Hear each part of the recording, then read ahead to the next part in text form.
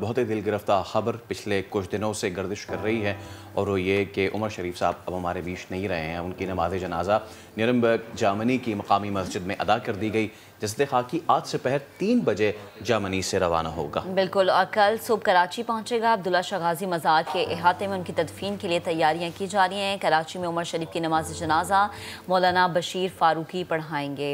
तो जब हम उमर भाई की बात करते हैं, इंतहाई अफसोस और इंतहाई गम के साथ हम ये खबर शेयर कर रहे होते हैं। उमर शरीफ का सफ़र आखिरत न्यूरम्बर्ग सिटी की तुर्क मस्जिद में नमाज जनाजा अदा कर दी गई। अल्लामा अशरफ कादरी ने इमामत की। नमाज जनाजा में पाकिस्तानियों के अलावा दीगर मुल्कों के शहरियों ने भी बड़ी तादाद में शिरकत की। उमर शरीफ की मैयत पाकिस्तान लाने के लिए तैयारियां मुकम्मल कर ली गई हैं। उनके बेटे जवाद उमर ने प्रोग्राम 7 से 8 में बताया कि तदफीन बुध की शाम तक होगी। जज्जे खाकी उनका जो है वो वेडनेसडे मॉर्निंग को आ रहा है और जो उनका नमाज जनाजा है वो Umar Sharif park Clifton block 2 near Ziauddin hospital वहाँ पर होगा 3 बजे दोपहर को। और उसके बाद हम अब्दुल्ला शाह गाजी रहमतुल्लाह अलैह के मज़ार पे जाएंगे तदफीन के लिए। उमर शरीफ ने वसीयत की थी कि उन्हें अब्दुल्ला शाह गाजी के मज़ार में ही सुपर्द खाक किया जाए। मज़ार के अहाते में उमर शरीफ की तदफीन के लिए तैयारियाँ की जा रही हैं। कॉमेडी किंग उमर शरीफ का इंतकाल 2 अक्टूबर को जर्मनी में हुआ था। तो उमर भाई की ज़िंदगी से मुताल्लिक़ हम गुफ्तगू शामिल कर ही रहे हैं अपने शोज़ में। आज हमने मदऊ किया है अदाकार मानी को। सलमान भाई, बहुत शुक्रिया वक्त देने के लिए। आपका भी बड़ा अच्छा वक्त गुजरा, जैसे कि हम सबका जो है वो वक्त गुजरा। तो क्या आपने शख्सियत को पाया? क्योंकि उमर भाई जो हैं वो जिसको कहा जाता है ना, जैसे हम आम हरूफ में कहते थे कि आप शख्सियत नहीं, आप पूरा इदारा हैं, वो जीता जाता एक इदारा थे। उन्होंने कितने ही कमेडियंस, कितने ही कंपेयर्स और कितने ही आर्टिस्ट्स को सिखाया। उनके चले जाने से कितना बड़ा खला आप देखते हैं मानी भाई? डेफिनेटली बहुत बड़ा खला है। एक ऐसे लेजेंड थे जो कि मैं तो बता रहा हूँ कि मैं अभी किसी को कल बता रहा था कि 80s में जो था, जब हम छोटे थे तो किसी भी कराची के अपार्टमेंट में, किसी की भी शादी में, किसी भी मोहल्ले में कोई फंक्शन जो था वो उनके बगैर मुकम्मल नहीं होता था। और जब हमने तो शुरू किया ऑडियो कैसेट से उनको, और वो ऑडियो कैसेट जो थी उस जमाने में होती थी, फिर वो VHS का जमाना था तो VHS आ गई। VCR पे अगर 4 फिल्में लोग किराए पे VCR लेके आते थे तो एक फिल्म जो होती थी या एक कैसेट होती थी उमर शरीफ की होती थी। उमर शरीफ नाइट होता था जिसमें उमर शरीफ अकेले 1.5 घंटे तक एंटरटेन करते थे। 1.5 घंटा अकेला एक बंदा बोल रहा है और वो बोले जा रहा है और लोग हंसे जा रहे हैं और हंस के हम पागल हो जाते थे। तो ये इस तरह था। मुझे याद है कि बचपन में एक अपार्टमेंट में एक तकरीब हुई तो हमारे इलाके का, जो हम अपने इलाके का भी एक उमर शरीफ होता था, तो हम कहते थे यार आज उमर शरीफ आ रहा है तो आज उसको टफ टाइम देंगे। तो एक एक्ट उनका था कि उमर शरीफ के सामने कोई बंदा कुछ बोलता था तो फिर उमर शरीफ उसके साथ उसका रिकॉर्ड लगाते थे। और वो एक कितना मजे का वाकया हुआ। मतलब मुझे तो याद है, मैं छोटा था, कि जो हमारे इलाके का हीरो था जिसको हम अपने इलाके का उमर शरीफ कहते थे, उसका जो रिकॉर्ड लगाया वो बेचारा, उसके करियर वहीं खत्म हो गया था। तो वो बड़े मजे की शख्सियत थी। मेरा उनसे मिलने का मिला उनसे फिर, और उनके घर भी हम जाते थे फेराव में, काफी दफा गए। काफी खानों पे उन्होंने हमें बुलाया और सालगिरह पे बुलाया, और काफी अच्छी शख्सियत थी, बहुत मजे के इंसान थे। जो मेन चीज मैंने सीखी उनसे, उनका जो स्टाइल था वो एक उनका अलग ही स्टाइल था। ऐसा स्टाइल पूरे बरसगीर पाको हिंद में शायद ही किसी का हो। और जो ऑब्जर्वेशन थी उनकी, जो ह्यूमर उनका जो था वो ऑब्जर्वेशन बेस्ड था, जिसको कनेक्ट करके पाकिस्तान के लोग, बांग्लादेश के लोग, अफगानिस्तान के लोग, इंडिया के लोग, और फिर वो सुपरस्टार बन गए। 80s, 90s, 2010 तक उमर शरीफ के बगैर कोई चीज हो नहीं सकती थी। यानी कि 3 दहाइयां जो थी उमर शरीफ के साथ निकल गई। ये एक बहुत बड़ी कामयाबी है। और एक जमाने में तो 2 ही नाम होते थे, मोइन भाई, उमर भाई, मोइन भाई, उमर भाई। मोइन भाई भी नहीं है और अब उमर भाई भी नहीं रहे, तो ये एक बहुत बड़ा सदमा है और बहुत बड़ा दुख है हम सब के लिए। सही, ठीक। अच्छा मानी, जिस तरह से आप भी कह रहे हैं, उनका एक मुनफरिद स्टाइल था, एक मुनफरिद स्टाइल, मुनफरिद अंदाज़, हर कोई उनका दिल दादा। ना सिर्फ पाकिस्तान बल्कि हमने देखा कि सरहद पार भी उनका नाम जब लिया जाता था तो एक ही उनकी पहचान होती थी। आज भी हम देखते हैं वो तंज़ो मिज़ाज के प्रोग्राम आज भी टीवी चैनल्स पर चल रहे होते हैं, लेकिन वो ना तो वो क्वालिटी है, ना ही उनको compete करने के लिए हम देखेंगे लोग आज हमें अपनी इंडस्ट्री में मौजूद नज़र आते हैं, ना ही उनका वो स्टाइल है। अगर स्टाइल कॉपी भी करने की कोशिश करते हैं तो वो सिर्फ एक हद तक कॉपी कर पाते हैं, लेकिन वो जो उमर भाई के अंदर बात थी वो आज के कॉमेडियंस में हम नहीं देख पाते। डेफिनेटली ऐसा ही है, यही चीज़ है, बिल्कुल यू राइट। लेकिन हुआ ये था जब उमर भाई ने भी स्टार्ट किया था, 80s का जो पीक था उनको पीटीवी से महरूम रखा गया। पीटीवी में उनकी एंट्री नहीं थी, पीटीवी वाले एक अलग स्टेट ऑफ माइंड में चल रहे थे उस टाइम पे। और उमर भाई ने फिर जब उनका कुछ तरीका नहीं बचा तो उन्होंने फिर ऑडियो कैसेट से स्टार्ट किया, ऑडियो के बाद फिर वो वीडियो कैसेट पे आए। तो ये दुनिया का शायद वाहिद आर्टिस्ट होगा या शायद चंद उन आर्टिस्टों में से एक होगा जिसने अपना अलग मुकाम किसी और तरफ से बनाया। तो आई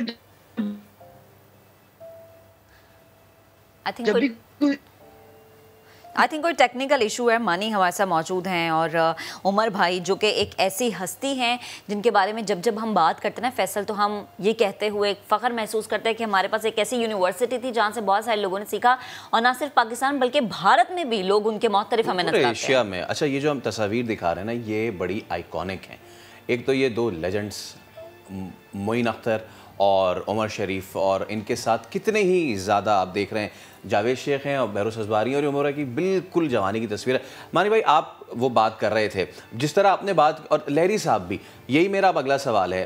पिछले अगर दहाई ना कहें, पिछले 5 साल कह लें, तो इतना बड़ा नुकसान हो गया है ना सिर्फ हमारी इंडस्ट्री का बल्कि हमारे मुल्क का इतना बड़ा जो है वो नुकसान हो गया है। मानी भाई हमारे साथ मौजूद हैं और उमर शरीफ की ज़िंदगी के मुख्तलिफ पहलुओं को हम डिस्कस कर रहे थे। मानी भाई, कुछ अरसे में, पिछले 10 साल में अगर देख लें तो बहुत बड़े बड़े नाम हमें छोड़ गए। उमर शरीफ का सदमा जो है अभी गहरा है। इससे पहले मोइन अख्तर, उससे पहले कमाल रिजवी साहब, लहरी, शिरानी साहब, बब्बू बराल, अमानुल्लाह, एक एक करके बहुत जल्दी चले गए। ये सिर्फ एक शख्स के या चंद अशखास के जाने की बात नहीं है। इतना बड़ा गैप, इतना बड़ा खला आया है। क्या ये आने वाले दिनों में पुर होता देखते हैं? बिल्कुल, ये एक बहुत बड़ा खला है, नो डाउट। लेकिन ऐसे ही होता है दुनिया में, लोग आते हैं और फिर वो चले जाते हैं और फिर दूसरे लोग उनकी जगह लेते हैं। तो ऐसी बात नहीं है कि बिल्कुल खला आ गया है। कॉमेडी का रुझान उस तरह से टेलीविजन पे रहा नहीं, क्योंकि कॉमेडी जो है वो एक तरह से कॉमेडी होती है। अगर आप न्यूज़ चैनल्स पे देखें वो एक तरह की कॉमेडी होती है, और अगर सिटकॉम्स वगैरह की तरफ आए हम तो वो दूसरी तरह की कॉमेडी होती है। हाँ, वो वाली चीज़ खत्म होगी जो पहले नाइट शोज होते थे। क्या नाम है, जैसे आप एक ज़माने में जो उमर भाई वगैरह थे तो इस तरह के शोज बहुत सारे होते थे कि हर रात को कोई एक शो हुआ करता था जिसके अंदर क्या नाम है वो स्टैंड अप एक्ट होता था किसी ना किसी का। वो अब थोड़ा कम हो गया, लेकिन अब कॉर्पोरेट सेक्टर पे ज़्यादा चलेगी ये चीज़। तो मेरे ख्याल में ऐसी बात नहीं है कि बिल्कुल ख़त्म हो गया है, ट्रांसफॉर्मेशन होती है। यूट्यूब आ गया है, यूट्यूब पे जो बच्चे हैं उनका अलग एक ह्यूमर है, वो अलग तरह के लोगों को पसंद करते हैं। तो ये ट्रांसफॉर्मेशन होती है। जब पीटीवी था और पीटीवी नहीं था तो लोग कहते थे यार ये क्या है। जब पीटीवी आया तो फिर लोगों ने कहा ये क्या है। अब उसके बाद जब प्राइवेट चैनल आए तो लोगों ने कहा यार पीटीवी बेस्ट था। अब यूट्यूब आ गया है तो लोग कह रहे थे कि प्राइवेट चैनल बेस्ट थे। तो ये ट्रांसफॉर्मेशन होती रहती है, हर दफ़ा कोई ना कोई नई चीज़ आती है। एक्सेप्टेंस थोड़े टाइम बाद आती है, क्योंकि इतनी जल्दी आती नहीं है। कोई बंदा बहुत मुनफरिद चीज़ कर रहा था, जैसे उमर भाई थे, उन्होंने जब बहुत मुनफरिद चीज़ की थी तो 80s की जो एक्सेप्टेंस थी वो 90s में आई और फिर वो सही ज़िंदगी रही। तो इसी तरह से जो नए लोग होंगे जो बहुत अच्छे होंगे वो उनकी एक्सेप्टेंस भी थोड़ा टाइम लेके आती है। ये एक थोड़ी अनफॉर्चुनेट बात है पाकिस्तान की कि यहाँ पे या इवन हमारे जो लोगों की कि वो जो अंडरस्टैंडिंग होती है वो कुछ अरसे बाद उनको समझ में आती है कि यार ये बंदा भी बहुत अच्छा है, फला बंदा भी बहुत अच्छा है। ऐसे बहुत अच्छे अच्छे कॉमेडियंस हैं। बरकत बहुत अच्छी कॉमेडी करता है, स्टैंड अप एक्ट बहुत आला होता है उसका। ताबिश हाशमी बहुत अच्छे हैं। तो अब ऐसी बात नहीं कि खत्म हो गया, लोग आ रहे हैं, लेकिन ऐसी बात है वो क्लास तो नहीं रह सकती जो उमर भाई की क्लास थी। वो तो एक क्लास है, वो तो एक बड़ी क्लास थी। बिल्कुल। और मानी हम बचपन से उनके प्रोग्राम्स देखते आ रहे हैं, उनके टीवी शोज़ ऐसे हैं जो कि जैसे आपने भी कहा ना, ये पूरा 1.5 घंटा हम टीवी के आगे बैठे रहते, देखते रहते कि किस तरह से वो अकेले जो हैं सबको उन्होंने अपनी जानी मतवज्जे किया होता था। आपने उनकी कॉमेडी से क्या सीखा? अपनी ज़िंदगी में क्या चीज़ ऐसी शामिल की आपने उमर भाई से सीख के जो कि आप आगे चल के और मौजूदा ज़िंदगी में आप कहते हैं कि अच्छा मैंने अगर कुछ सीखा है तो उमर भाई से सीखा है?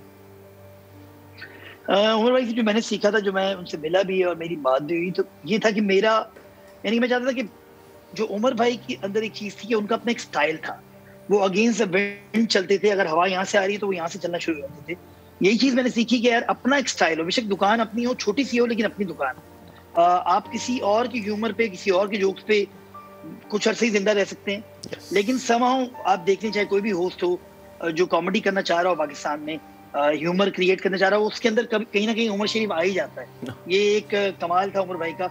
और ये सिर्फ हमारे साथ नहीं, इंडिया में भी जितने बड़े होस्ट हैं वो भी इस बात को मानते हैं कि यार उमर शरीफ आ ही जाता है उसके अंदर। उमर शरीफ एक ऐसा समंदर था जो कि सबको अपने अंदर समो लेता था। तो वो एक चीज है, जब कोई बहुत बड़ा हो जाता है किसी काम में तो फिर वो स्टाइल जो है आम हो जाता है, फिर कोई भी बंदा दूसरा वो कर रहा होता है उसके अंदर समहाउ वो चीज आ जाती है। तो ये चीज एक है, लेकिन ये है कि मैंने ये सीखा कि यार अपना एक स्टाइल होना चाहिए, अपनी एक चीज होनी चाहिए। जैसे उमर भाई का था कि अपना करो, अपनी चीज क्रिएट करो, अपना एक्ट बनाओ, अपने ह्यूमर लेके आओ, अपनी ऑब्जर्वेशन लेके आओ। तो ये चीज उमर भाई हमें बताते भी थे और यही चीज हमने सीखी है उनसे। बिल्कुल, बहुत शुक्रिया मानी भाई, आप हमारे साथ मौजूद थे। उसने कहा कि बहुत सारे नए नाम आ रहे हैं और यकीनन बहुत अच्छा काम कर रहे हैं, लेकिन न सिर्फ पाकिस्तान में, क्या ही भारत हो और क्या ही दीगर ममालिक हो, वहाँ जब जब कोई भी कॉमेडियन ह्यूमर करेगा उस ह्यूमर में कहीं ना कहीं उमर शरीफ आ ही जाएगा।